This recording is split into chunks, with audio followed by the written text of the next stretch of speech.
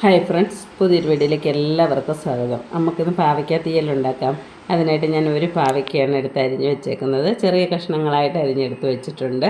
ഇനി നമുക്കൊരു പാനിലേക്ക് അല്പം വെളിച്ചെണ്ണ ഒഴിച്ചു കൊടുക്കാം. അതിലേക്കൊരു ചെറിയൊരു മുറി തേങ്ങ തിരുമിയത് ഇട്ട് നല്ലപോലെ വറുത്തെടുക്കാം. വറുത്തെടുക്കുമ്പോഴേ ഒരു 1/4 ടീസ്പൂൺ മഞ്ഞൾപ്പൊടിയും അല്പം കറിവേപ്പില കൂടി ഇട്ട് വറുത്തെടുക്കാം. ഇപ്പോൾ നമ്മുടെ തേങ്ങയൊക്കെ ഇതേ പരിവായി വന്നിട്ടുണ്ട്. ചെറിയ തീയിലിട്ട് ഇതുപോലെ വറുത്തെടുക്കാം. ഒരു ബ്രൗൺ കളറാവുന്നിടം വരെ വറുത്തെടുക്കാം.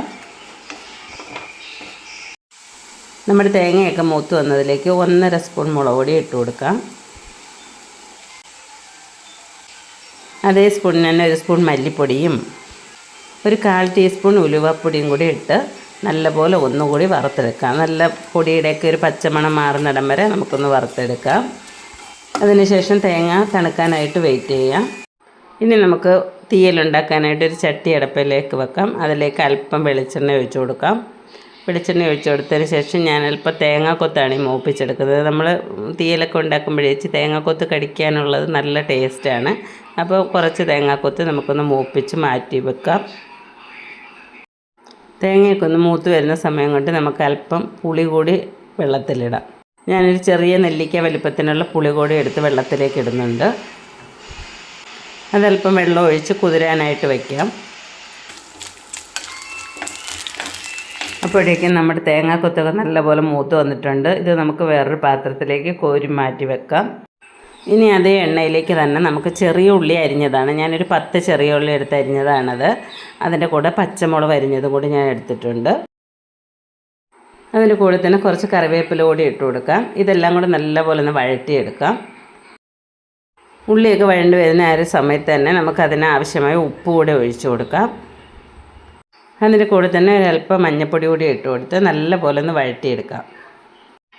ഇപ്പോഴും ഉള്ളിയൊക്കെ നല്ലപോലെ ഒന്ന് വഴണ്ട് വന്നിട്ടുണ്ട്. അതിലേക്ക് നമുക്ക് അരിഞ്ഞു വെച്ചേക്കുന്ന പാവയ്ക്ക കൂടി ഇട്ട് കൊടുക്കാം.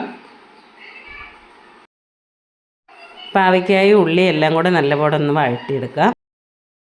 ഉള്ളിയുടെ കൂടെ കിടന്ന് പാവയ്ക്കായും കൂടെ നല്ലപോലെ ഒന്ന് വഴണ്ട് വരട്ടെ. 2-3 മിനിറ്റൊക്കെ ആയപ്പോഴേക്കും പാവയ്ക്ക നല്ലപോലെ വഴണ്ട് വന്നിട്ടുണ്ട്. അതിലേക്ക് മൂപ്പിച്ച് വെച്ചേക്കുന്ന തേങ്ങ കൂടി ഇട്ട് കൊടുക്കാം. ഇനി ഇതെല്ലാം കൂടെ നല്ലപോലെ ഒന്ന് ഇളക്കി കൊടുക്കാം. അതിനുശേഷം നമ്മൾ പുളി വെള്ളത്തിൽ ഇട്ടിരുന്നില്ലേ, അത് പിഴിഞ്ഞ് വെച്ചിട്ടുണ്ടായിരുന്നു.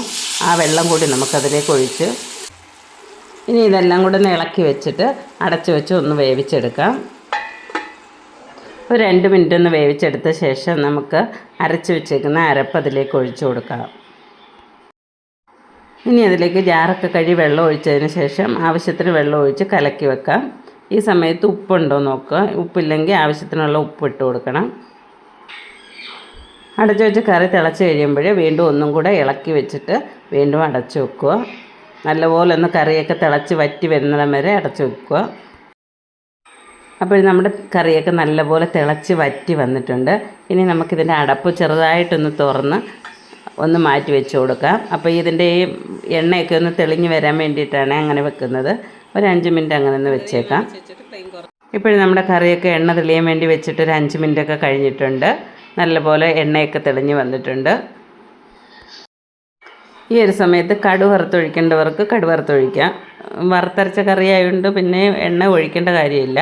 അല്ലെങ്കിൽ കറിവേപ്പില ഇട്ട് ഒന്നും കൂടെ അടച്ച് വെച്ചിട്ട് ഫ്ലെയിം ഓഫ് ചെയ്യാവുന്നതാണ്.